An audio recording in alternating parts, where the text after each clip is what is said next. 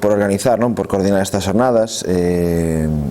Eu, como sabía que Alberto iba a tocar moitos dos temas que tamén eu podía poñer arriba da mesa, bueno, pois vou a intentar complementar o que dixeches e non repetirme, non? Ainda que tiña moita información semellante, pero bueno, a expuxeches estupendamente, entón, bueno, vou a intentar complementar a túa intervención.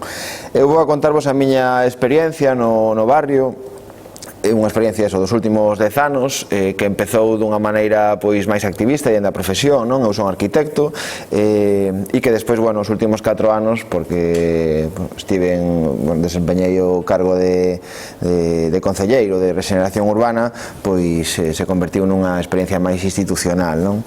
Entón, bueno, vou a intentar combinar as dúas, dicindovos tamén que o que vos vou a contar é o traballo colectivo, non? De alguma maneira, tanto antes de estar no propio goberno municipal como no goberno municipal. É un traballo colectivo, pois eso, no que participaron e que continúa a senda de, pois, dende o Padre Villa, do que falaba Alberto, a Enxeñeiros Sen Fronteiras, Infradomos, Arquitectura Sen Fronteiras, bueno, ou todos os compañeiros que participaron comigo dos obradoiros nos que fomos intervindo no campanario. Vou intentar tamén contarvos un pouquiño dunha maneira máis xeral, falar un pouco máis dos asentamentos precarios da cidade da Coruña dunha maneira máis xeral, pero sí que quería centrarme no campanario porque, bueno, entendo que é o que nos ocupa e, bueno, porque tamén, como decía Alberto, agora mesmo hai intereses inmobiliarios sobre esa zona e é un momento pode ser un momento incluso de oportunidade para eles, non? Bueno, os centros precarios da cidade da Coruña é un problema endémico, un problema de décadas. Eu creo que Alberto contou ben a xénese, pero eu si quería facer unha reflexión ao respecto de tipo máis xeral, e é que nos detectamos cando empezamos cando fomos conscientes deste problema e empezamos a que, por desgracia, non foi a través da Escola de Arquitectura, non, que coñecimos este problema, sino que foi unha cuestión máis particular de interesarse por este tipo de cuestións. Si nos dimos conta de que eran problemas que moitas veces viñan promovidos e potenciados pola propia administración, non, como decía Alberto. De feito, é o propio urbanismo, foi o propio urbanismo da cidade o que xenerou os grandes asentamentos precarios da cidade por desenvolvementos urbanísticos. O caso da Cubela, eu creo que é o principal. Bueno, efectivamente, na Cubela, eso que vedes aí ao fondo son os túneles de Salgado Torres, esta zona de Cubela, estación de autobuses, non? Bueno, pois, cando se construe a estación de autobuses hai un primeiro éxodo e despois, cando se construe o Corte Inglés, o seguinte, e a partir de aí, pois, xurde tanto Penamoa como Campanario. Non ten que ver exactamente con isto, pero tamén estivo vinculado, pero, bueno, o que vos quero decir é que o urbanismo, non, os desenvolvementos urbanísticos xeneran os asentamentos precarios e son tamén os desenvolvementos urbanísticos os que despois os desmantelan, non? Porque no caso de Penamoa, pois, como sabedes, o desmantelamento, porque non che lle deu unha solución a Penamoa, e despois falarei deso, senón que o que se fixo foi expulsar de novo a xente que ali estaba e desmantelalo, foi pola construción da terceira rolda no seu momento, non? E iso foi o que impulsou de alguma maneira ao goberno socialista daquel momento a, pois, expulsar aos habitantes de ali, incluso coa policía, non sei se lembrades, pero a xente, os últimos habitantes de Penamoa marchan expulsados pola policía, non? Entón, bueno, estas imaxes, eso, o que quería mostrarvos é, pois, como os procedementos urbanísticos, pois, afectan, aí vedes, o túnel de Salgado Torres, non? Quer dizer, esa zona impoluta, despois de que se baleirara da xente que ali vivía, non?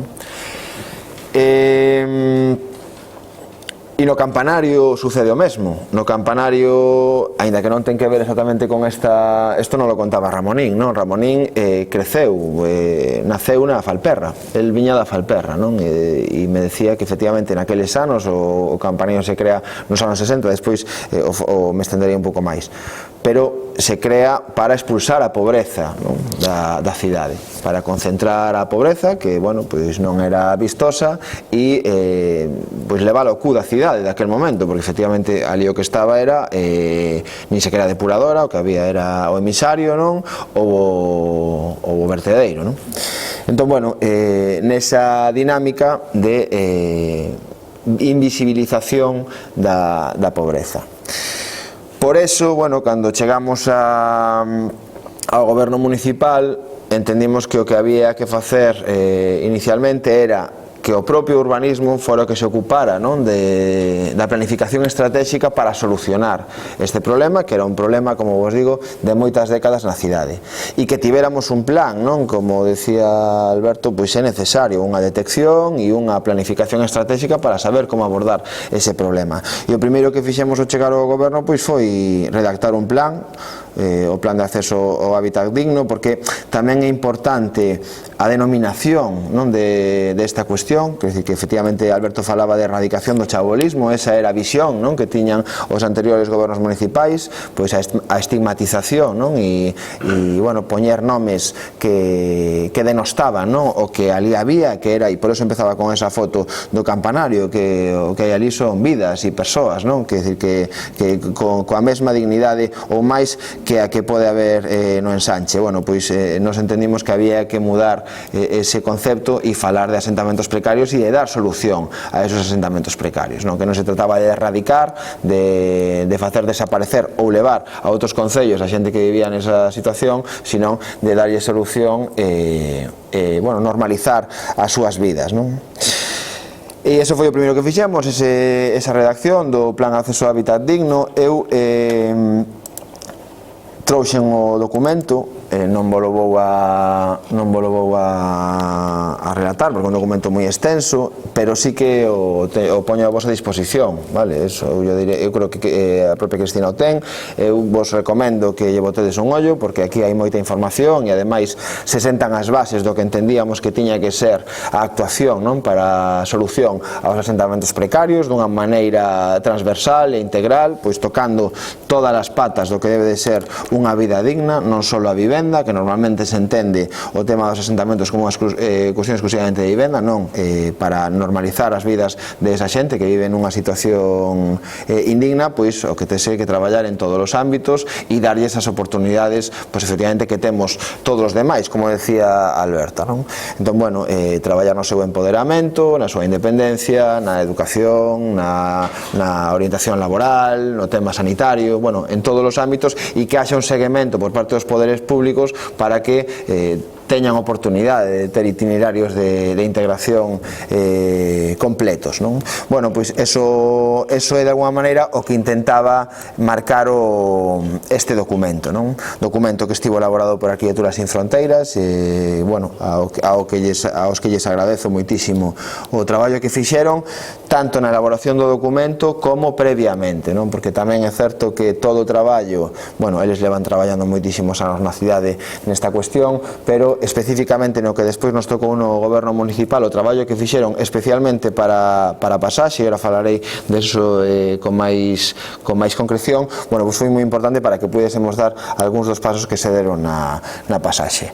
Bueno, insisto, botadelle un ollo porque eu creo que é un documento moi completo e que ten moita información que pode ser de relevancia, tanto sobre a situación e historia dos asentamentos na cidade, como vai desenvolvendo todo o que, bueno, a situación de cada un dos asentamentos precarios dos que comentaba Alberto, tanto Rañas como Campanario como Pasaxe, e despois esbozando cales creen que deben de ser as líneas de actuación coas operacións non concretas a desenvolver despois pola administración, que nos empezamos a implementar e que, bueno, por desgracia, pois non pudemos rematar o traballo, non? Entón, e xa por pechar este tema, non, e pasar un poquinho máis en concreto ao tema do campanario, importante tamén o traballo que fixemos para dotar de recursos, non, ao Concello para que se pudese dedicar a este tema concretamente. Cando chegamos ao Concello nos dimos conta de que non había prácticamente recursos municipais, humanos, dedicados a isto, e que ademais os que había estaban especificamente en servicios sociais, con esta lógica que vos decía, e insisto, non, de que o urbanismo creaba o problema e servicios sociais viña a dotar a solución, bueno, dende un punto de vista máis caritario cualitativo, non? De intervención comunitaria. Bueno, pois nós o que fixemos é levar a programación da solución de novo urbanismo, porque é o que sabe, non? Como, bueno, o que ten as pautas de desenvolvemento da cidade, nun traballo moi estreito, lóxicamente, con xustiza social nese momento, non? E creamos un programa tamén, bueno, todo o que vos estou contando non exento de dificultades e de traballo de xestión e administrativo. Prácticamente todo isto que vos estou dicindo nos levou casi un ano e medio leválo a cabo, non? Sentar esas bases estruturais.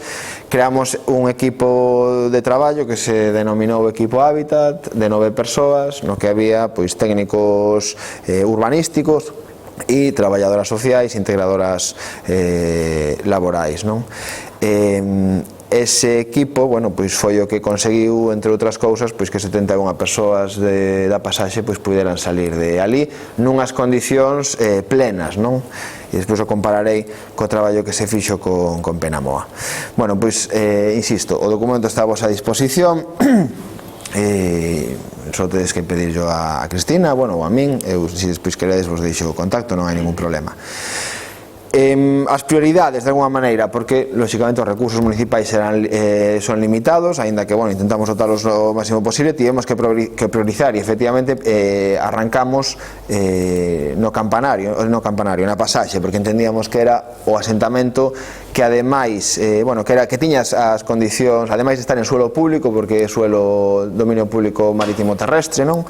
En gran parte, bueno, pois era o que tiña as condicións de habitabilidade máis precarias. Isto é o que nos encontramos ao chegar. Este era, bueno, o que vedes aí son as vivendas que había no 2015 na pasaxe. Como vedes, incluso algunhas ao redor da Conservera Celta, que levaba 20 anos nun proceso judicial para ser demolido, porque estaban nunhas condicións moi inseguras. Pois, como vos digo, gracias ao traballo previo de Arquitectura Sin Fronteiras, cando chegamos, a través desa intervención comunitaria, pois conseguimos que en poucos meses as persoas que vivían ao redor da nave pois estiveran dispostas a realoxarse, non? Noutras condicións, cousa que intentara facer a anterior corporación coa policía e non conseguira facelo, non? Entón, bueno, eu creo que lóxicamente ese traballo social pois deu os seus froitos e a situación actual é esta. Nos, lóxicamente, non estamos satisfeitos co traballo que se fixo o anterior mandato, no noso mandato. Nos houbese gustado rematar coa pasaxe, pero, bueno, non foi posible. É certo que, bueno, que de ali pois conseguimos que saíran 71 persoas en condicións dignas e con acompañamento e integración plena na maior parte dos casos, non? Ademais deso, no campanario o que fixemos foi traballar no que ten que ver coas dotacións e os equipamentos. Despois insistirei un pouco máis neso. E nos tivemos que ocupar de unha cousa que en principio non esperábamos e que foi moito máis engorrosa do que esperábamos inicialmente, e é do chabolismo vertical, non? O sea, das consecuencias da desatención ou da expulsión dos habitantes iniciais, especialmente de Penamoa. Bueno, para nós foi moi importante, porque lóxicamente o que ten que ver coa estigmatización desa xente nos parece peligrosísimo, non? Que sabedes tamén os episodios que se viviron na cidade no pasado, cando foron os realoxos, lembrades, de Nome, Soiro e demais. Eso é moi peligroso para as familias, sobre todo, non? Bueno, coidamos moito, pois tamén, os ritmos e o traballo para que eso non volvera a suceder. Non sei se vos lembrades que houve algún episodio co alcalde de Arteixo no anterior mandato, que se queixaba, non? Que chegou a decir nos medios que o Concello lle mandaba merda a Arteixo, non? Bueno, pois estaba falando de familias que foran desaloxadas de Penamoa e que non tiveran, familias, bueno, pois conflictivas, non? E que non tiveran ningún tipo de seguimento, pois dende aqueles anos, non? 7, 8 anos facía daqueles desaloxos. Bueno, pois retomar o traballo con esas familias foi unha das prioridades e foi moitísimo máis traballoso que o traballo que pudemos facer de cero coas familias, por exemplo, da pasaxe, non? Entón, bueno, isto tamén para alertar ou para poñer en evidencia o perigo pois de que non haxe un traballo profundo e efectivo de acompañamento sociocomunitario coas familias que viven nesta situación, non? Entón, bueno, facernos cargo desas familias de alguma maneira e acompañalas pois se convertiu nunha prioridade cando era algo que non preveíamos inicialmente, non? E de aí xa paso ao caso máis específico do campanario. Bueno, estes días, mirando a información, recuperei presentacións de fai 5, 6, 7 anos. Esta é unha delas, pero bueno, me viña o pelo e a vou a utilizar, non? Entón, bueno, desculpade que está en castelán, pero que foi unha presentación que dimos en Sevilla, pero bueno, a vou a reciclar. O caso do campanario, como vos decía, bueno, o campanario nace nos anos 60 para expulsar a pobreza da cidade, non? Bueno, ten distintas fases, como decía Alberto, ten un grado de cohesión social importante, moi importante, unha comunidade mixta, ademais, que é algo bastante particular, non é habitual, é unha comunidade onde cohabitan paios e gitanos, bueno, con certa armonía, aínda que, bueno, pois hai os seus equilibrios, pero con certa armonía. Efectivamente, con líderes, non, veciñais, entre os que, bueno, estaba Ramón, que xa non está, non, ahora mesmo está en Culleredo, pero, bueno, sigue vinculado porque ten familia no asentamento. Pero, bueno, ahora hai que encolleu o testigo, non, da Asociación de Veciños, porque ahora está, bueno, Carlos Quintela, o presidente. Ese rapaz, esta foto é bueno, daquela época, cando fixemos os obradoiros, non sei, debe de ser 2008, bueno, pois é o que está ali con Ramón, non, este Ramonín e este Carlos Quintela. E, bueno, esta foto que vedes aquí é o local social naquel momento, non? Entón, bueno, nos coñecíamos o traballo de Arquitectos Sen Fronteiras, o traballo de Infradomus, pero no seo de unha iniciativa chamada Cidade dos Barrios, está Patricia por aquí, creo, ou estaba antes, non sei se marchou. Bueno, marchou. Bueno, pois Patricia é unha das persoas que formaban parte do estudio que coordinou, non, esa iniciativa promovida polo Colexio de Arquitectos naquel momento. Foi unha iniciativa que foi moi interesante, de estudio e intervención comunitaria na cidade da Coruña, que, aparte de facer un traballo bueno, de análise da cidade, non, pois dinamizou unha serie de barrios con colectivos, unha serie de talleres con colectivos da cidade. Bueno, pois a nos propuxeron facer algún deles, e naquel momento, como estaba en cernes o plan o PEXOM, era a fase de aprobación inicial, nos parecía que toda a cuestión dos asentamentos precarios e a cuestión dos núcleos urbanos non estaba sendo ben tratada no plan xeral, e por eso propuxemos dous obradoiros, un de intervención no barrio do Campanario e outro de hortas urbanas no Val de Feáns, non? E, bueno, desa maneira nos acercamos ao barrio do Campanario. Todo isto, lóxicamente, en diálogo con eles e, bueno, pois en colaboración cos veciños, non? Porque eu creo que esta é unha idea clave que tamén repito, eu creo que o noso papel, se é que queremos aportar de alguma maneira a súa situación, ten que ser acompañando sempre, non? E escoitando cales son as súas necesidades e os seus anhelos. Bueno, lóxicamente, tamén temos unha formación que nos permite aportar, non? E facer propostas, pero eu creo que sempre pois dende a escoita activa, non? Entón, bueno, nese primeiro obradoiro, que despois tivo unha continuación xa con un encargo directo do Concello, o que plantexamos era un obradoiro de moi baixos recursos, non sei se tiñamos 3.000 euros daquela, non? Entón, fixemos un obradoiro de arquitectura ou de urbanismo táctico, non? De detectar cales nos parecían que eran os problemas principales do barrio e desa maneira que esas intervencións que se pudiesen deseñar con eles axudaran tamén para empoderalos, dinamizar e xenerar lazos, non? Lazos que eu creo que foron frutíferos e todavía siguen manténdose a día de hoxe, non? Bueno, esta é unha foto, por eso abría con ela, non? Esta é a foto ao final do obradoiro, onde vedes, bueno, pois o nivel, ademais, o nivel de orgullo, non, de alguna maneira dos propios habitantes que quixeron, non, fotografiarse como celebración final do Obradoiro con algunha das intervencións que fixemos. Neste caso foi unha pérgola moi sinxela que ampliou a zona de reparo nas escaleiras do centro cívico e ademais o pintado do centro cívico o pintaron eles, non?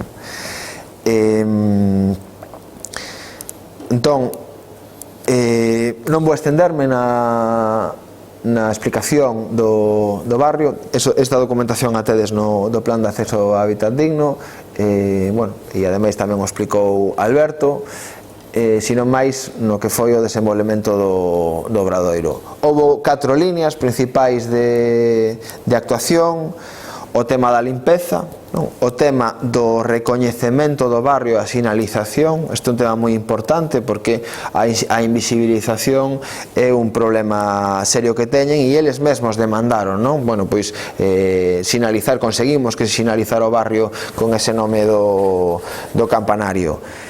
A recuperación e acondicionamento con baixos recursos do espacio público e, como vos decía, o acondicionamento tamén dunha zona de estancia no centro social, non? Todo intervencións moi básicas e que de alguna maneira puxeron eles, non, en riba da mesa. Entón, bueno, xa vedes, houve unha serie de xornadas de limpeza.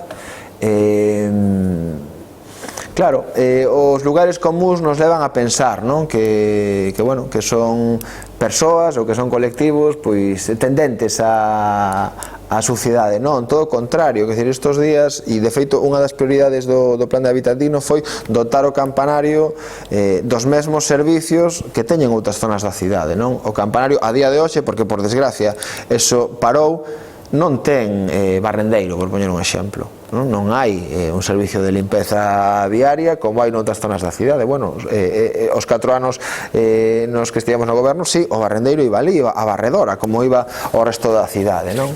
Ou a recollida de lixo no asentamento. Bueno, pois a verdade é que foi moi sorprendente cando empezamos a poñer recursos para a limpeza do barrio. Saíron a cantidade de contenedores de obra de lixo enormes e todos, lóxicamente, retirados por eles, non?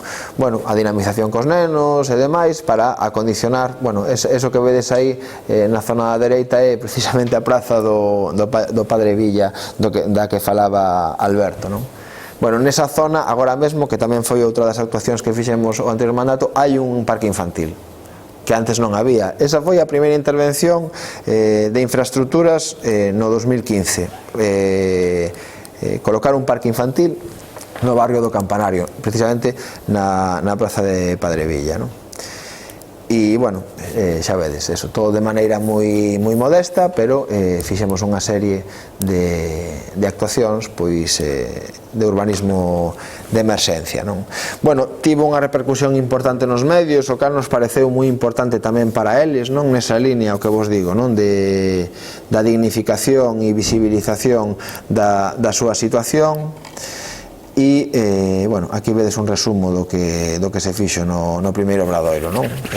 Os desbroces, as limpezas, os espacios públicos nos que se interviu, son esos azules,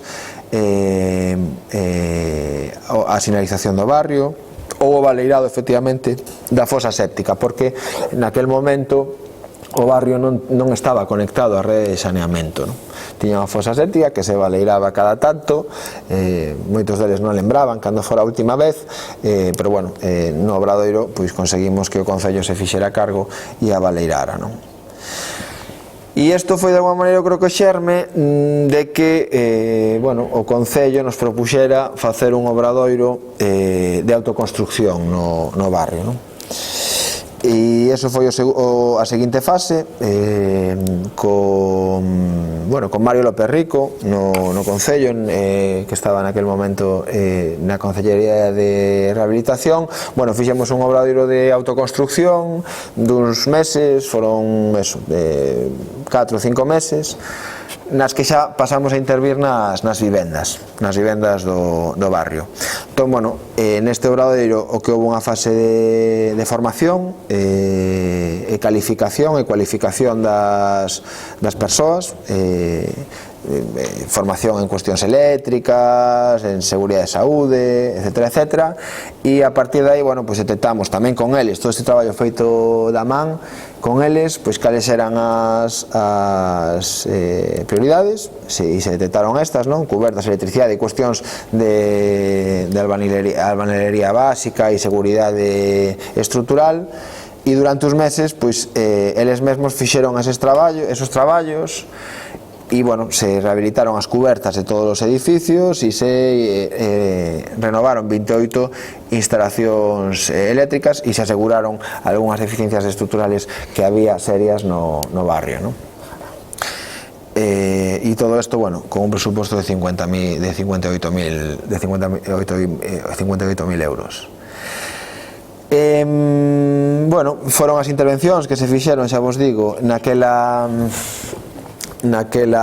momento, e bueno, despois pois pasamos a estar no Concello, non? Claro, foi un cambio enorme, lóxicamente, non? Porque de repente te encontras pois do outro lado, de alguma maneira, non? E con capacidade pois de facer esa programación do que pode ser o futuro do barrio a medio e longo prazo. Fixemos o que vos comentaba ao principio, non? Decidimos que había que ter un plan e que había que comezar a implementalo, e decidimos, efectivamente, porque aquí é moi importante, e eu creo que o futuro a medio plazo do barrio pasa pola situación urbanística que ten agora mesmo, non? E é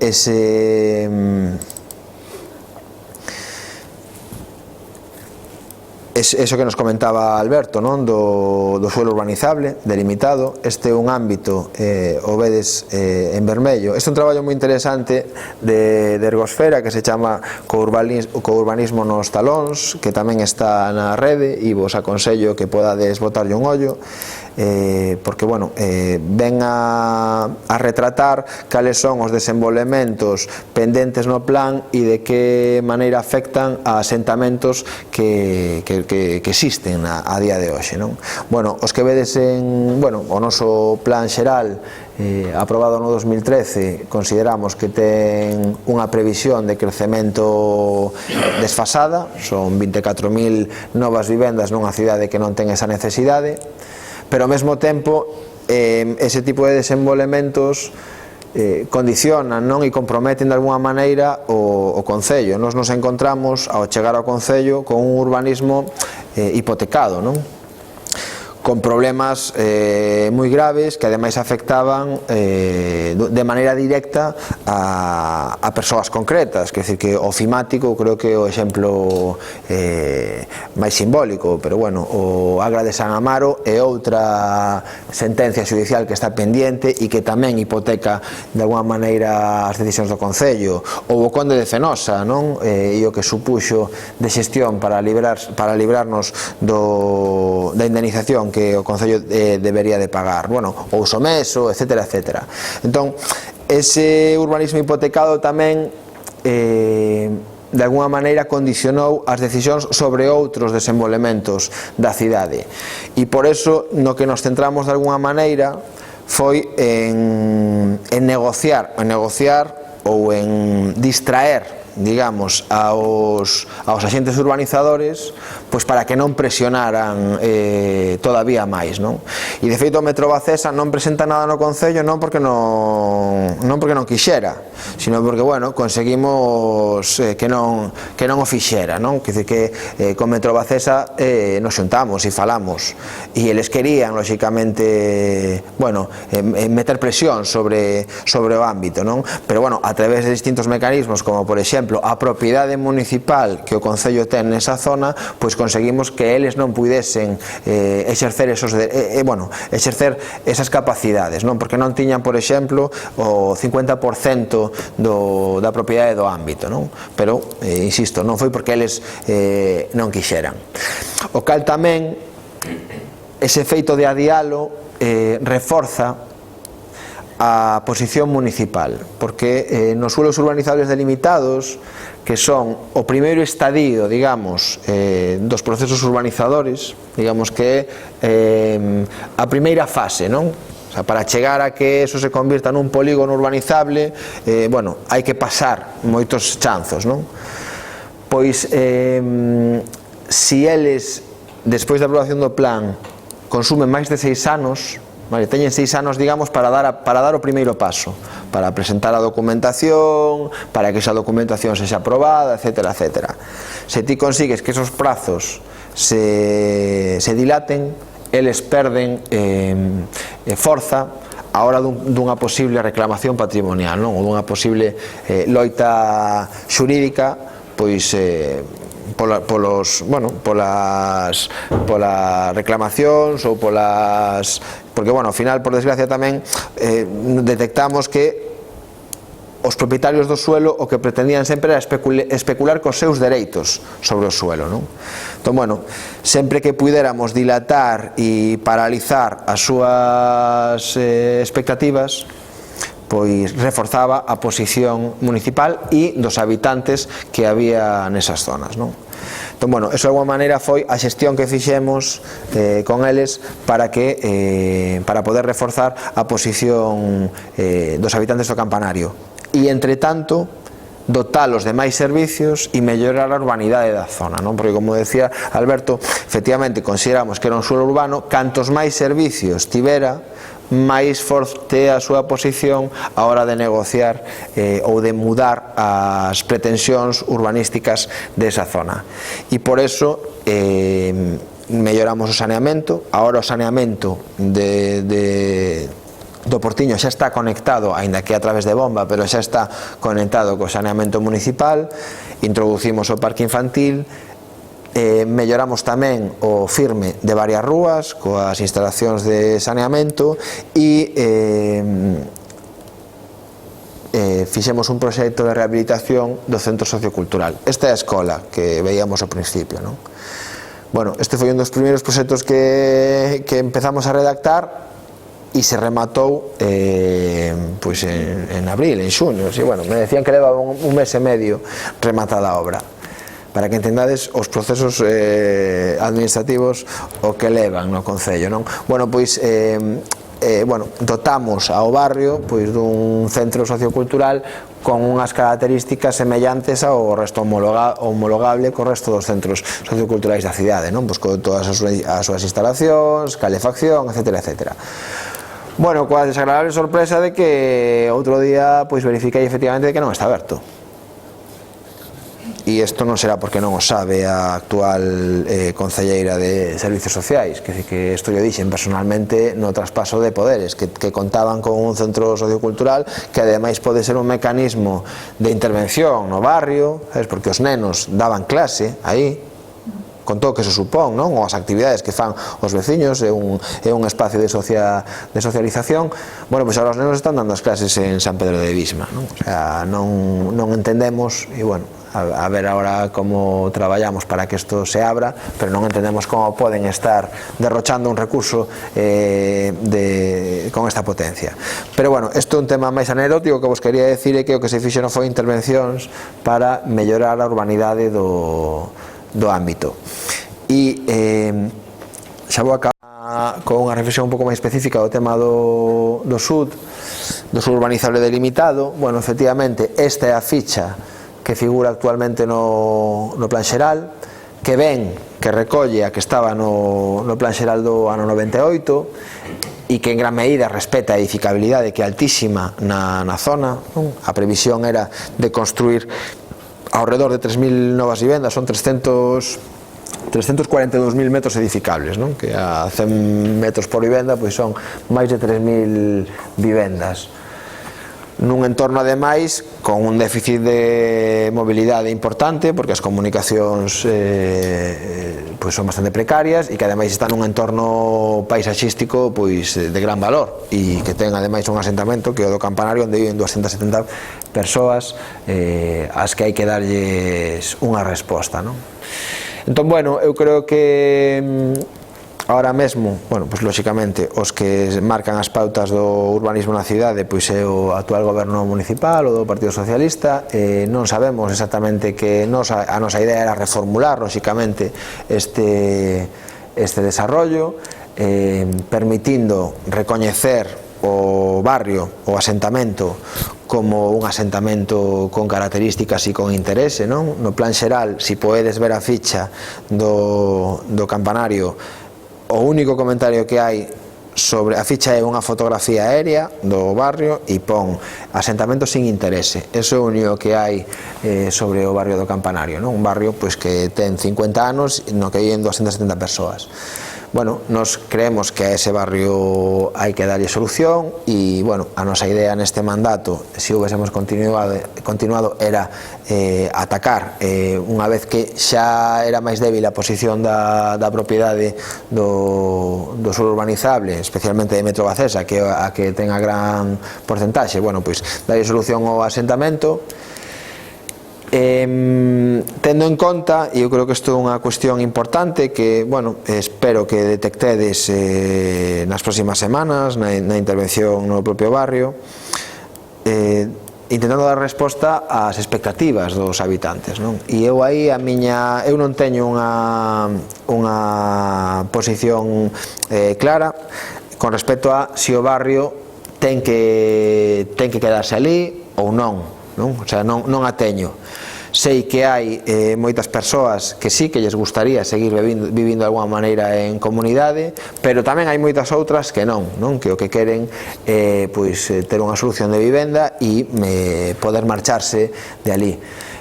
Bueno, este é un tema complexo, eu creo que de alguma maneira é o tema máis peliagudo, non? Enfrontarse, bueno, pois no futuro, co futuro do asentamento, pero que exixe, lóxicamente, dun traballo de intervención profunda, non? E ademais, bueno, ás veces que podemos tratar este tema con eles, porque nunca, a cuestión das expectativas é moi delicada e hai que ter moito cuidado tamén coas expectativas que se xeneran pois nunha xente, lóxicamente, que cando falas destas cousas pois lles afecta dunha maneira moi importante.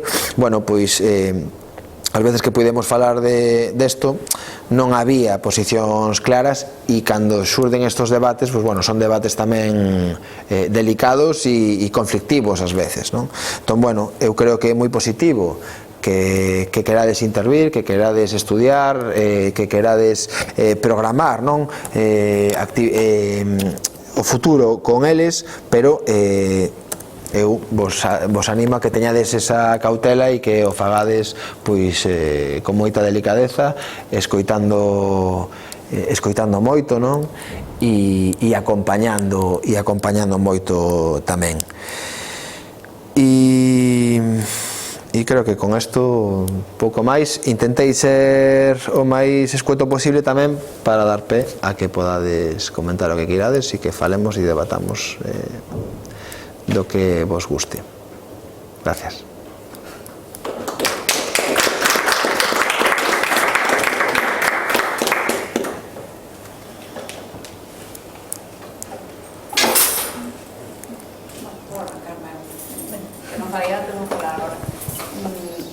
Pareceme, bueno, moi coherente, bastante precavido a razón que acabas de facer ao final sobre que, bueno, non tes tampouco unha opinión sobre, bueno, que sería o correcto de facer neste caso do enfrentamento. Entón, bueno, creo que todos deberíamos partir un pouco desa premisa, porque, bueno, partimos unha situación de descoñecemento en xeral, non somos habitantes dese barrio.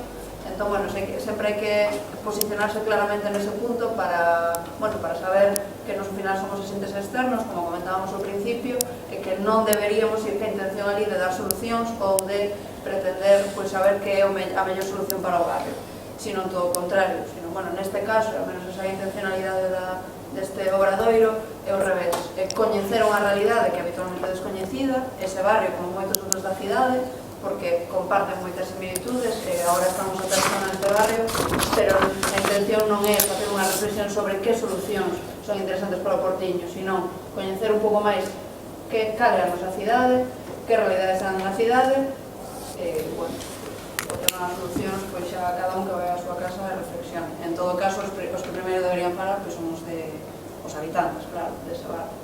Entón, bueno, isto tamén é un pouco como de reflexión e peche das xornadas de hoxe, que falamos de cosas moi interesantes, falamos de integración, falamos de procesos de integración, hai que ter cuidado tamén con esos conceptos, porque, bueno, tendemos a saber que é a fórmula de integración e tendemos a utilizar un pouco así a lixeira, Gustaríame que tamén nestas jornadas falaremos nas seguintes máis da parte máis de intervención social, da parte de racismo institucional, estructural, falaremos e reflexionaremos sobre eso. Entón, nese sentido, non só facer unha reflexión sobre as cuestións urbanísticas, as intervencións urbanísticas, sino tamén as intervencións sociales que a veces van da man e van xuntos. Entón, igual que esas lógicas urbanísticas producen este tipo de situacións de expulsión, de invisibilidade e de despojo dos veciños, tamén, en algúns casos, esas prácticas sociales de intervención social poden reproducir o mismo proceso. Entón, tocamos un pouco ese tema, nos próximos días creo que tamén repetiremos un poquinho, afondaremos un pouco esa cuestión, pero non era unha pregunta, era... Sobre todo ten que ver coa forma de aproximarnos a este tipo de cuestións. Entón, parecíanos que era unha cousa interesante incorporar. Ao principio, cando empezamos a plantear estas jornadas, eran, digamos, tiñamos un pouco uns objetivos bastante irreais, teño que decir, porque, en parte, tamén porque a coyuntura política cambiou, as perspectivas da área cambiaron, entón, pero en todo caso eran un pouco en forma de ilusión. Entón, non se pode traballar nesa perspectiva cando non traballas un terreo que é alleo, que non estás vivindo e non te estás xogando o futuro da tua casa ou do teu barrio. Entón, eso, claro, cando entras a pensar neste tipo de cousas, vas caendo da burla con cada cuestión, estás na tua casa, vas dando voltas, vas con este, con aquel, con outro, e vais pulindo. Ese é un pouco o proceso que buscamos conseguir aquí tamén. O mesmo que vamos pasando todos, tamén o propio Xao, toda aquela persona que este traballando nestes ámbitos vai ir depurando un montón de cuestións, un montón de, sobre todo, mochilas mentais que temos todos na cabeza. E, tamén era un pouco, incorporamos moito, se vedes as xornadas, discursos que falan de, moito máis alá de temas de integración, temas de, sino que van moito a por o foco, primeiro, na forma na que se intervén, é dicir, cales son as ferramentas habituais, tanto desde o urbanismo como desde xeralmente servicios sociais e outras institucións, aquela forma na que calquera nos aproximamos a estas cuestións. Entón, é un pouco por evidencia escoitar voces alternativas que nos digan igual isto non debería ir por aquí, igual deberíamos de partir de outra premisa. Cuestionar esas prácticas, porque eso levanos a entender a intentar cuestionar as ferramentas que dispoñemos. É dicir, actualmente hai ferramentas a nivel urbanismo e hai ferramentas de acceso a vivenda, hai vivenda pública, hai un montón de cuestións, pero teñen unha serie de eivas, teñen unha serie de cuestións que hai que entender para saber se realmente son útiles, si teñen que mirar certas cousas, si poden resolver a cuestión ou se hai que pensar en outras ferramentas. Entón, é un pouco coñecer toda esta cuestión. É un pouco a pregunta que che ia facer, porque digamos que sobre o papel, é dicir, o homenaje do que se dispón desde as institucións é un pouco herdeiro de todas estas políticas públicas de nos 80, 90 e agora. Quero dicir que, por exemplo, na noticia esta famosa que saiu en xullo falábase de que dentro desas 3.000 vivendas maravillosas vai haber vivenda pública. Entón, claro, sobre o papel está ben, pero hai que entender como se accede a unha vivenda pública. Cales son unha persoa que, digamos, non ten ingresos pode ter unha vivenda pública. Entón, claro, cales son as trampas das ferramentas das que dispoñemos?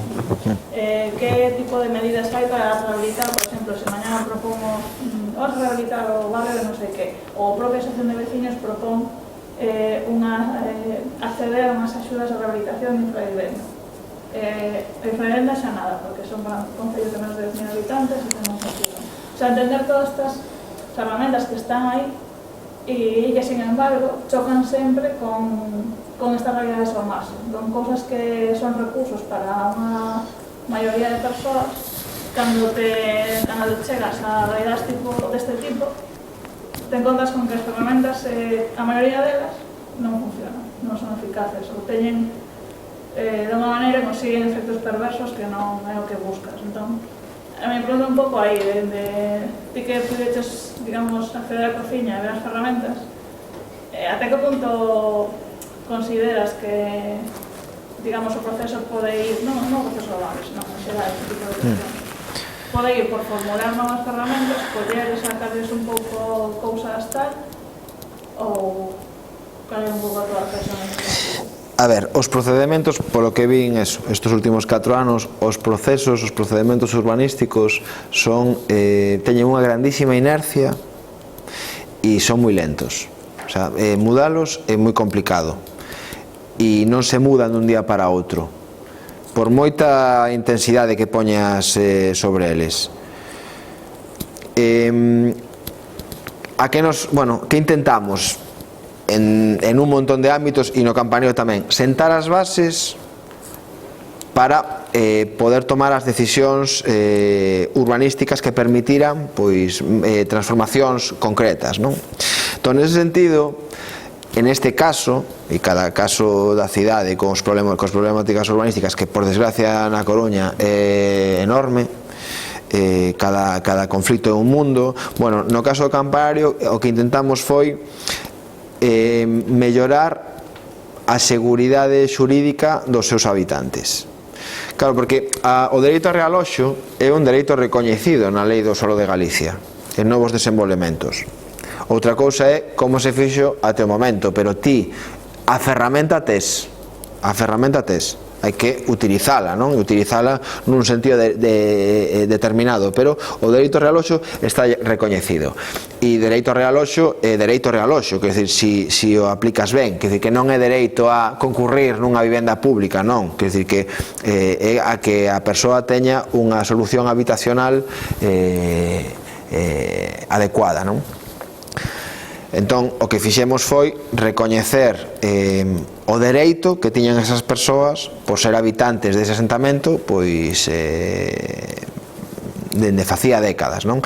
E de feito foi unha xestión que se fixo en paralelo tamén a unha loita coa Xunta de Galicia que quería retirar o Risga dos habitantes do asentamento a renda de integración social, porque ahora teñen unha política, bueno, vos saberedes máis que a min, pero teñen unha política pola cal se non tes unha vivenda, pois non tes dereito a risga, non?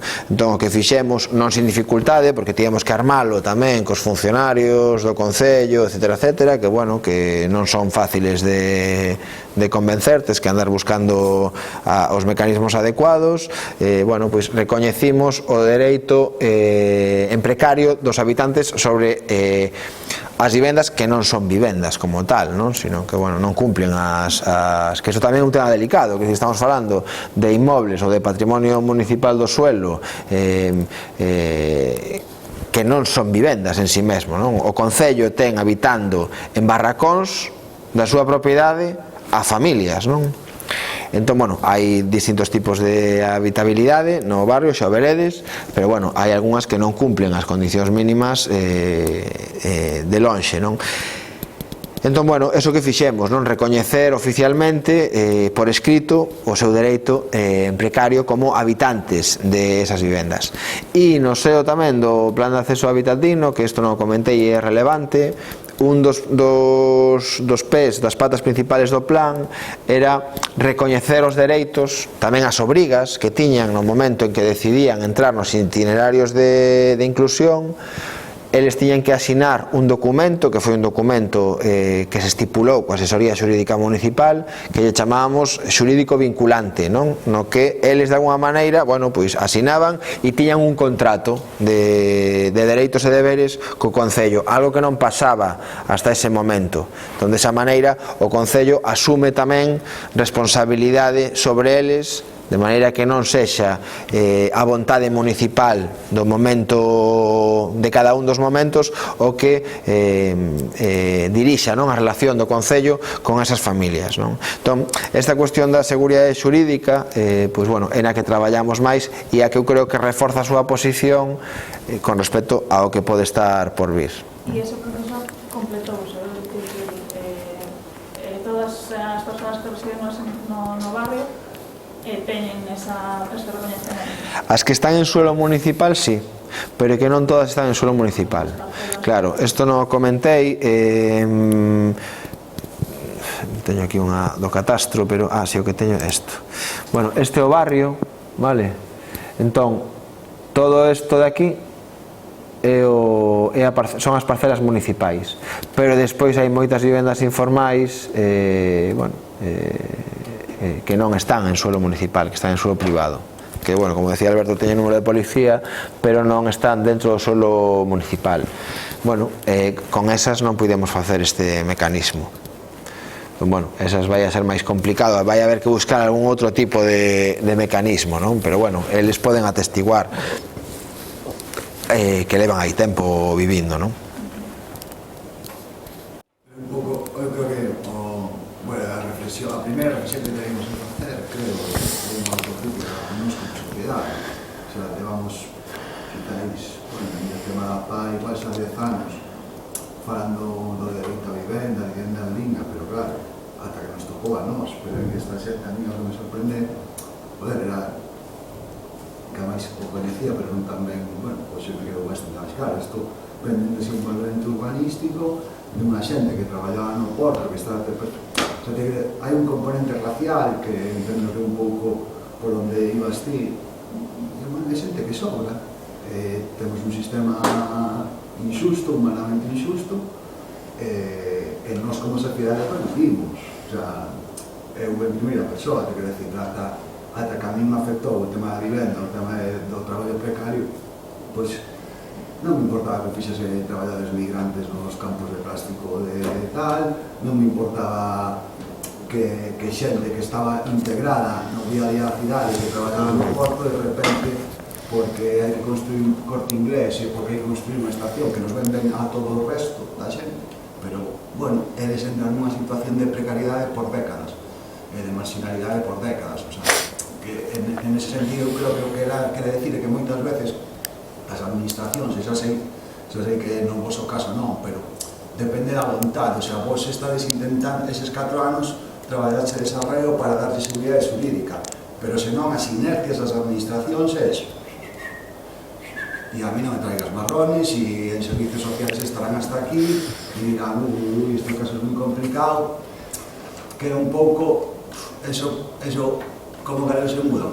Entendo que é moi difícil, pero entendo que aí ten que haber tamén movilización, temos que reclamaros os privilexiados, sendo cada un pasando mal que pasamos, que eu non digo, pero bueno, con respecto a moita xente somos os privilexiados, e creo que aí, se non somos capaces de presionar as administracións, vai depender de que o político de turno quera, como foi neste caso Xiao, pero senón as inercias non son urbanísticas de todo, na atención social. Eu teño traballadores que traballades con servicios sociais, e saberedes, se hai unha xente que tenga sensibilidade, non sei onde a deixou. En todo vislumbra, creo que un tema racional, o sea, totalmente. E non todas as intervenciones sociales, por ser sociales, non as ser boas. A partir de aí, no traballo social hai racismo, hai presuicios, evidentemente hai moitas cousas. Entón, vai depender sempre de facer unha intervención urbanística social ou de outro tipo, ben pensada, ben localizada, bueno, os mínimos básicos de... En fin. Entón, bueno, moitas veces caemos neso, non? Que o traballo social ou sempre é bo, pois, o exemplo da Risga, como coñeas, é algo clarísimo, dicir, que fan que a renta de integración social de Galicia, unha renta mínima que garantiza un montón de cousas, en teoría. Parte de esa obligación, queres a Risga? Pois faz isto, faz un curso ou accedes a unha vivenda digna. É un proceso de integración? Non, evidentemente. E como hai moitos outros exemplos que se dan neste barrio, que a población chabolista ou xitana ou outras poblacións que teñen que pedir esas axudas ou acabar nas mãos de servicios sociales. Non? Eu falo como traballadora social e por eso teñen libertade de rajar ben a gusto. Entón, bueno, é un pouco pois o que falábamos, non? Que hai cuestións estructurales de base, potentes, raciales e de outro tipo, neste caso racial, que bueno, que hai que... Hacerse de pobreza, aquí hai misturas de todo. Sí. O sea, entra todo a tormenta perfecta de ciudadanía empobrecida de séculos y además temas aquí suyos. Sí. Sí, bueno, primero gracias por organizar todo isto, que é importante e necesario demais. Eu teño unha pregunta super ingenua, non? Porque non coñezo, bueno, caso en particular. En algún momento xa falaches de que había vivendas que non estaban técnicamente, legalmente, urbanísticamente definidas como tal porque non cumplían certos requisitos. E estamos sempre falando do dereito á vivenda, da vivenda que necesita. Unha pregunta ingenua, que a xente que vive ali, como se refire ao lugar onde vive? É a súa vivenda? Expresan o desexo de ter unha vivenda millor? Están conformes con... Insisto, unha pregunta como moi tonta e ingenua, ¿no? Pero haberá de todo, ¿no? Tamén dices que non é unha comunidade que pense igual, ni que sinta igual, ni que desexe igual, ¿no? Hai xente que se quere marchar, que quere ficar ali. Pero en relación coa vivenda, co lugar no que viven, expresanos sempre como unha cuestión precaria, expresano como, bueno, a maneira en que me montei a miña vida e estou dignamente e orgulloso dela, non sei. A ver, o que hai ali é moitísima dignidade, un sentimento de comunidade xeral.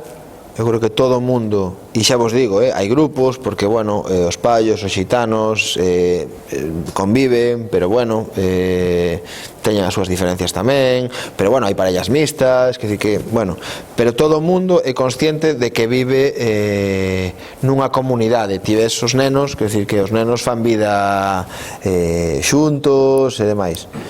E despois, con respecto á vivenda, hai plantexamentos de todo tipo. Hai xente que vive en unhas condicións moi precarias pero que o normaliza. Hai outros que teñen vivendas con, bueno, ninguna delas está recoñecida como tal, o sea, ninguna delas, nin as máis, aínda que, como decía Alberto, hai un bloque, o vedes aquí, un bloque de vivenda con eso, como pode ser os de María Pita de Labañou, non? Con ese tipo de características. E despois o que tes é barracóns, o sea, chegas a ver barracóns, non? Pero, bueno, te encontras con xente vivindo nunha situación moi precaria, pero que tiene lo que necesita, ou que polo menos considera que ten o que necesita, e outros que viven nunha situación mellor, pero que, bueno, que aspiran a mudar, non? O tema dos menores é un tema moi importante, sabes, que condiciona tamén moito a relación dos adultos coas súas vivendas, non? E a vontade, pois, de alguma maneira tamén de mellora, o cal me parece, pois, moi humano, non? E esa relación, digamos, como xente humana da administración, neste caso, aquela interacción que tío mellor, non? O que sería montarle unha casa, pois, que o teu concepto, un concepto máis colectivo, fosa como máis completa, digna, con máis servicios e máis. Pero como negocias ou como te sientes tamén cando alguén te di tengo lo que necesito, estoy bien, no quiero que me construyas nada más grande, ni más bonito, ni más... No sé, o sea, simplemente a nivel tamén bueno, afectivo que te supón como arquitecto además, como urbanista, porque supone que este discurso tamén se dá. Sí, de feito foi unha das cuestións máis complicadas a xestionar na pasaxe, porque, claro, na pasaxe ou co plan de acceso a hábitat digno a prioridade foron os menores, en xeral, e na pasaxe en particular, porque había nenos, bueno, a situación é insalubre, o sea, é dramática, e ali había moitos nenos vivindo, non? Menores, todavía quedan, pero moitos menos. Nos centramos en buscar solucións para as familias con menores, que ademais son as que teñen normalmente un maior afán de mellorar, non? Digo, a súa situación.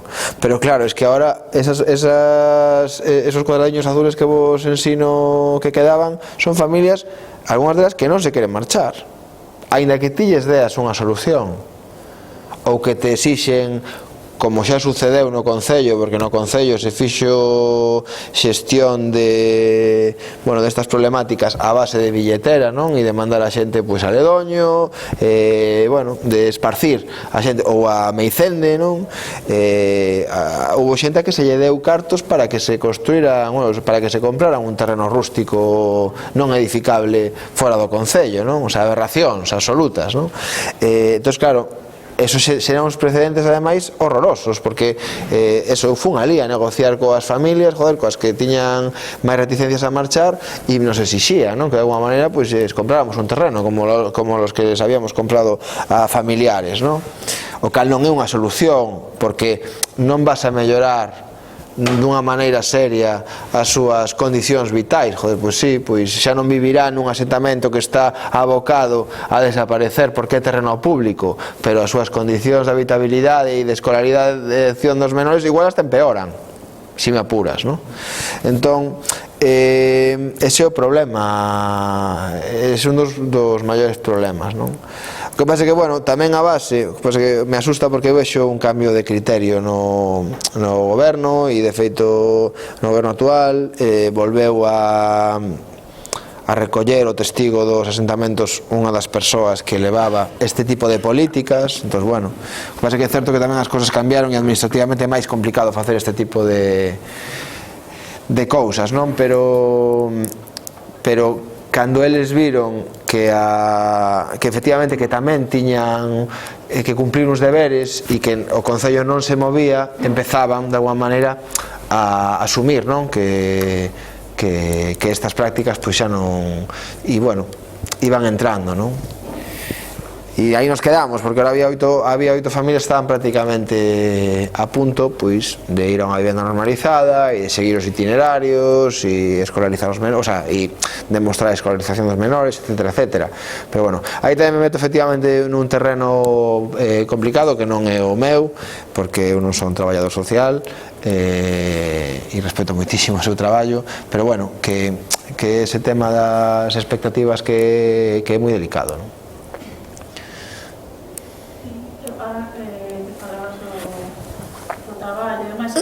Antes que pusimos como un dos principios do que se fala aquí da interdisciplinaridade, vos que, digamos, era un dos principios do plan, feito o equipo de hábitos e demais, como é a práctica? Como, de feito, opinión, ahora que nadie nos ve. É dicir, claro, entendo que a inercia do sistema é enorme. Non é traballar con xente que este completamente de acordo contigo, senón que tens que mover a un montón de corpo funcionarial que ten unhas dinámicas, unhas intereses, opinións ou o que sexa. Pero ata que punto se conseguiu esa forma interdisciplinar de traballar e cales foron, digamos, os problemas máis anecdóticos que viches de cousas que se podían abordar de outra maneira ou de cara a que esa sexa, digamos, non a perspectiva deste goberno actual, sino, bueno, a liña de evolución de calquer tipo de intervención. A ver, eu creo que é básica a transversalidade e o enfoque integral.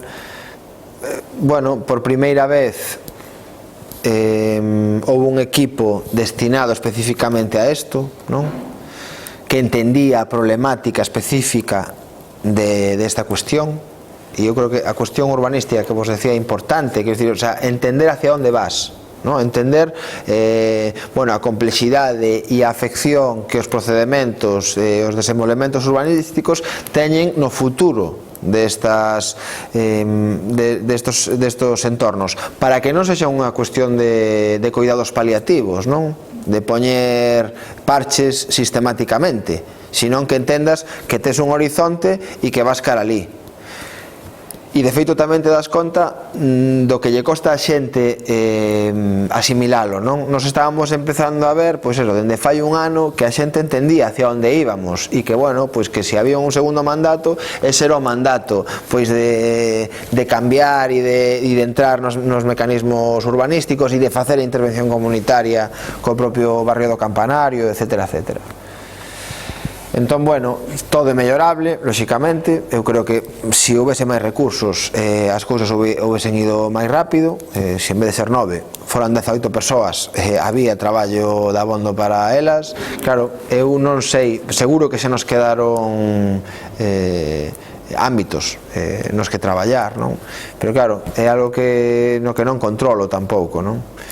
Pero bueno, o feito de introducir ou de meter xuntos, que eu creo que eso non sucederá nunca, pois técnicas do hábitat, digamos, non? Do urbanismo, da arquitectura e tal, con persoas expertas do traballo social, pois eu creo que foi moi positivo. E nos despachos do urbanismo, porque por a experiencia de este último ano será a excepción moi contada, pero sempre no urbanismo isto non é un problema, sempre en todas partes, con varios concellos de Galicia, norte, sureste e oeste, sempre a mesma resposta. Pero moi contadas excepcións e cosas moi puntuais, de apoios concretos de unha infravivenda, cosas así. Pero normalmente o urbanismo non se ocupa deste tema. Entón, ti mesmo digamos, no propio entorno do urbanismo viche que había como sorpresa ou que realmente había unha comprensión de que sí que tiña que ver con o urbanismo? Ao principio non, pero despois se van dando conta.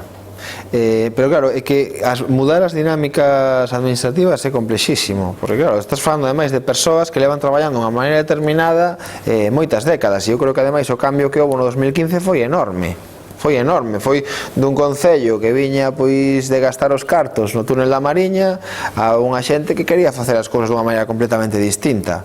Non hacía ademais con un urbanismo vazquista con 40 anos de pegada ou con 30 anos de pegada. Entón, por eso digo, 4 anos prácticamente non son nada para cambiar esas dinámicas, non? Pero claro, sí que vexo, porque ademais eso, que hai persoas detrás, como decía, non? Que levan traballando de unha maneira determinada pois X anos, pero vexo que algunhas delas empezaron a entender ao final. O xefe de Servicios de Rehabilitación e Vivenda, por exemplo, que é onde estaba Hábitat, ao final se involucraba e entendía, non? Que era unha cuestión pois na que si participábamos éramos moito máis se participaban máis patas éramos moito máis potentes, non? A hora de intervir. Pero claro, te encontras porque o propio secretario municipal, por exemplo, que ten un peso moi importante nas decisións que se toman, discutía as nosas competencias en materia de vivenda. Sabes? Eu, por exemplo, tive unha loita aberta con el porque discutía que nós non tiñamos competencias en materia de vivenda, e eso foi unha das razóns de que ese banco, non sei se escuitaste falar do banco de vivenda que íbamos a sacar a convocatoria e demais, pois aínda non pudese sair porque el puxo trabas para eso, non? Entón, bueno, como os digo, mudar as dinámicas dentro do concello é complicado, pero bueno, sí que vimos que había xente que se iba sumando, non?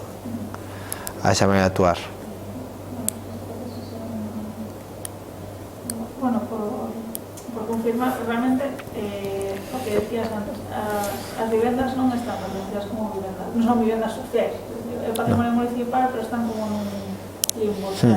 Sí. A situación legal, digamos, é eso, non son teñen categoría de vivenda social. Non, o único edificio que actualmente cumple os requisitos de habitabilidade, a normativa e tal, é o centro sociocultural que acabamos de amañar. Ese ahora mismo ten os requisitos do centro. No. No. Sí, cando dicen que non conseguía abrir non foi por vecinos. No, a ver, fácticamente sí, vale, ten unhas condicións pois dignas, pero non está escriturado, non está normativamente adecuado, non?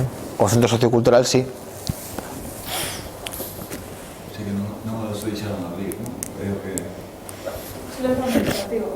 Porque non era a misión Sí, tampouco abrirlo, no, era bueno, presionar e solicitarlo por si a ver si resulta que non sabe cuando estaba pechado e a través de pedirlo decían, bueno, pues Era por actividades, solamente creo que empecé en suyo, me parece que no me acuerdo. E era coa excusa de proponer unha actividade a ver se se movía un pouco, pero non hubo sorte. Supoño que faltan cousas, bueno, no caso que tampouco houve moita explicación. Entón, bueno, o que os dicía ao principio tampouco non pasa nada, o traballo continúa igual, pero bueno, tiña ben porque, egoístamente máis, non? Porque ven para o barrio, es decir, ali había moitísimas actividades, que decías ti, había talleres para os rapaces, talleres de postura, ainda non se tiñan os martes que iban a botar a partido do curte, non se tiñan onde ir, pero hai moita vía nese espacio. Non só era menos, pero aproveitando a excusa de, bueno, a ver se presionamos un pouco de conseguir. Pero bueno,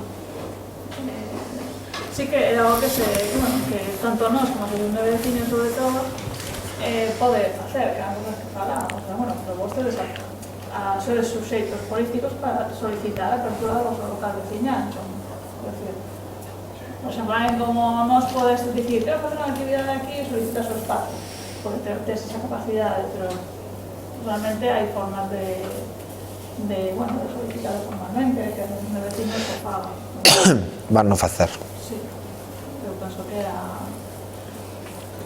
Logo, bueno, non sei se había previsto, xa unha duda así de rumorología que que hubiera algún persoal de servicios sociais no centro cívico, porque eran, así preguntando, era un dos medos da xente, que decían como que, claro, que se nos meten outra vida social non están moi controlados. Entón, me quedé así, non tiña constancia de que fora entrar ou non. Non sei se que era un programa do pasado ou que foi moi entendido, non sei, No noso mandato non houbo traballadores sociais ali. Non era, o sea, non eran as previsións que pasara como outro centro cívico, que teña a mellor unha... No, pero claro, non sei o que vai a facer o PSOE. Bueno, claro. Non sei o que pretenden. Sí, me sorprendeu moito, eu digo, seguramente non me esperaba. Decía, bueno, queremos que abran, pero tamén por outra parte, si nos meten aquí, a tendencia a centralizar, ¿no? Sí, claro, pero bueno, sí que, claro, si un centro cívico como calquera outro do barrio, moitos teñen presencia de traballadora educadora, entonces, bueno, non sei se non había antes porque non cumplía as condicións e agora pues cambia, digamos, a tipología do centro, que agora podría haber. Non sei, era simple de curiosidade, porque sorprendeu, non sabía. É unha dúbida que igual era Alberto, mellor para... Por exemplo, no Villamar está pensando, aí toda esa xente a que está no bloque de edificios. Sí. E aí ese proceso se fixo medianamente, non?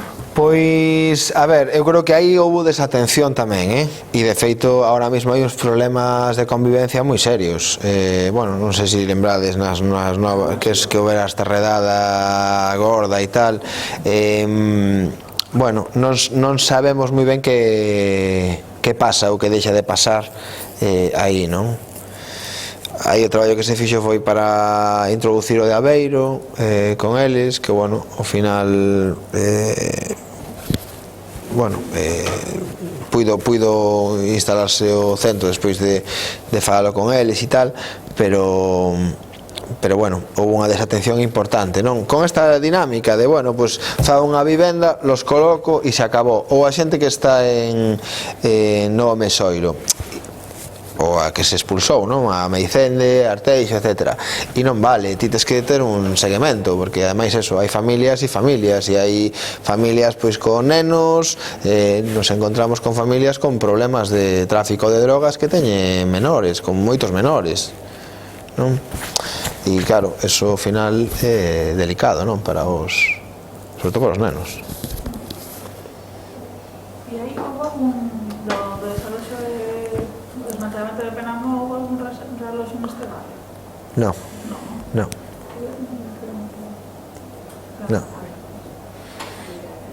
Sí. Teñen lazos e tal, pero non houve reciclaxe de barrio, non sei. Podemos deixar esa cuestión aberta de que, bueno, evidentemente a solución dun barrio non pasa porque colles a toda esa xente e a metas en pisos. Evidentemente o problema é moito máis complexo, moito máis estructural, non sei se chegaramos a alguna conclusión nestes días, pero bueno, desde logo podemos partir de aí, de que a solución non é, bueno, pois vives nunha chabola, pois veña, vamos a meter nun piso e estás integrado na sociedade. Ojalá fora tan fácil, pero nin é a ferramenta, porque non todo o mundo quere pasar por esa vía, como ti dicías, tamén hai que respetar a vontade e a, bueno, o camiño de cada familia, moitos viven con toda a dignidade ali, e si que evidentemente gustaría mellorar as súas condicións, pero non pasa por quero meter nun piso, por moitas condicións personales e particulares que legítimamente poden ter. Entón, bueno, aí o podemos deixar. Sí, aquí, bueno, que máis por desgracia que por sorte, na cidade temos como casi un laboratorio de desmantelamentos, este tipo de... Temos un exemplo de Villamar, que é algo bastante único na provincia, e logo hai outros moitos exemplos de, bueno, Portiñas en Santiago, cosas así, pero o caso de Villamar, que aparte foi casi producción exclusiva do que estábamos antes. Sí. Non foi un bloque de... No, 42 familias que se quedaron ali. Directamente, o sea, foi convertir Chabola en edificio de vivienda social. Outros casos tipo Pontiñas ou outros barrios había certa, non sei, máis mestura da sociedade, non tanto porque ao final tenían que centrarse nos bloques concretos, pero bueno, aquí sí que foi coller e convertir unha cousa noutra. E é interesante ver as problemáticas que surgiron a partir de aí, porque de base sobre o papel isto va, pues, está no mesmo barrio, manteñen as relacións sociais, tal, e pode parecer unha boa idea, digamos. A min, de entrada, dices, bueno, mellor que mandalos a Ledoño, pues, e temos casos do caso de Ledoño, temos como un pouco todas as casuísticas, todas as intentonas que se teñen feito. Entón, bueno, nos dá un pouco a mostra de... Sí, eso tamén está ben, aprender ese tipo de procesos. Non carga, son estes dous. Sí, son. Isto foi, cando se terminaron os edificios, 2000... A principios do 2000, sí. 2002, parece. Bueno, alguna cuestión así que queres comentar ou...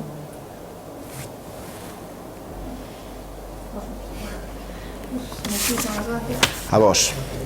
E moito ánimo.